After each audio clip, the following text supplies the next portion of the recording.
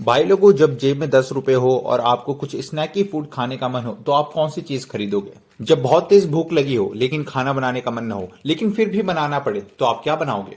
Obviously Maggi Maggi Maggi. ये एक ऐसा नाम है जिसके बारे में बच्चों से लेकर बूढ़े, गरीब से लेकर अमीर सभी लोग अच्छी तरह से जानते हैं। और जो लोग इसके बारे में नहीं जानते उनके बारे में तो हम एक ही बात कह सकते हैं कि कौन है ये लोग। मैगी बनाने वाली कंपनी नेस्ले पूरे 189 देशों में फैली हुई है और इनके अंडर में लगभग 450 से भी ज्यादा फैक्ट्रीज हैं जिसमें 3 लाख से भी ज्यादा एम्प्लॉयज काम करते हैं। लेकिन इतना बड़ा एम्पायर होने के बाद भी नेस्ले की मैगी का मार्केट शेयर घटकर 0% तक आ गया था, और वो भी सिर्फ और सिर्फ एक छोटे से केस की वजह से। और आज के इस वीडियो में हम उसी चीज के बारे में डिस्कस करने वाले हैं। तो चलिए शुरू करते हैं। दोस्तों, सबसे पहले मैगी से जुड़े इतिहास के बारे में थोड़ा सा जान लेते हैं। तो मैगी को स्विट्जरलैंड की एक कंपनी नेस्ले ने बनाया था। इस कंपनी की शुरुआत 1866 में हेनरी नेस्ले ने की थी। यह कंपनी शुरुआत में एक मिल्क प्रोडक्ट और बेबी फूड बनाने वाली कंपनी थी, और फिर आगे चलकर 1886 में इस कंपनी ने मैगी नाम से अपने नूडल्स को लॉन्च किया, और फिर 1982 में मैगी को भारत में लाया गया।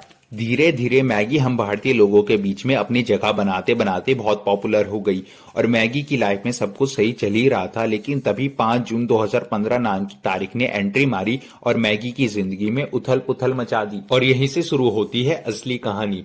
तो सुनो, बात है 5 जून 2015 की, जब उत्तर प्रदेश के फूड रेगुलेटिंग अथॉरिटी ने एक जांच में पाया कि मैगी में लीड की मात्रा परमिशन से ज्यादा है। दोस्तों, लेड मिट्टी और खाद में पाया जाता है, लेकिन अगर खाद में लेड की मात्रा ज्यादा हो जाए तो उससे उगने वाली सब्जियां और फल हमें नुकसान पहुंचा सकते हैं।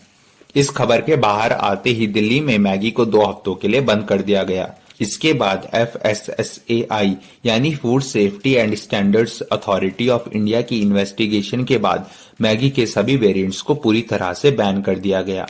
इस खबर के बाद लोगों ने मैगी के खिलाफ प्रोटेस्ट करना भी शुरू कर दिए, जिसके चलते मैगी की मार्केट वैल्यू घटकर 0% तक आ गई थी।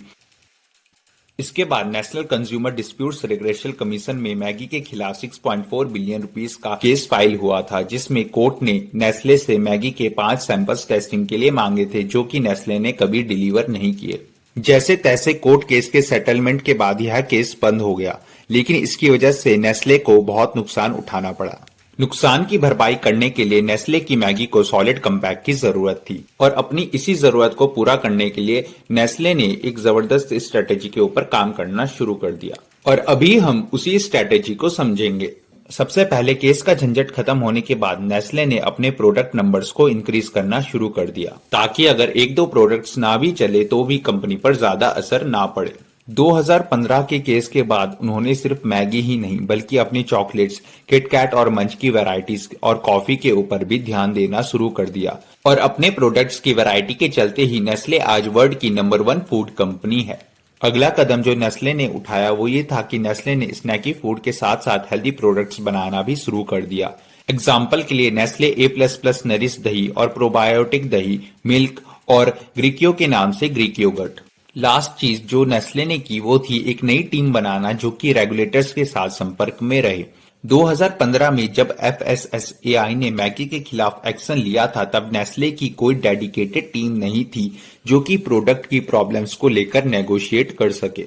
लेकिन 2015 के बाद आज नेस्ले की एक डेडिकेटेड टीम है जो हर प्रोडक्ट को लॉन्च करने से पहले सारी सावधानियां बरतती है। आपको वीडियो कैसा लगा कमेंट करके जरूर बताइएगा, और इसी तरह की इंटरेस्टिंग और इंफॉर्मेटिव वीडियोस के लिए चैनल को सब्सक्राइब जरूर कीजिएगा। जल्द ही मिलेंगे एक और नए और इंटरेस्टिंग वीडियो के साथ। तब तक के लिए बाय बाय।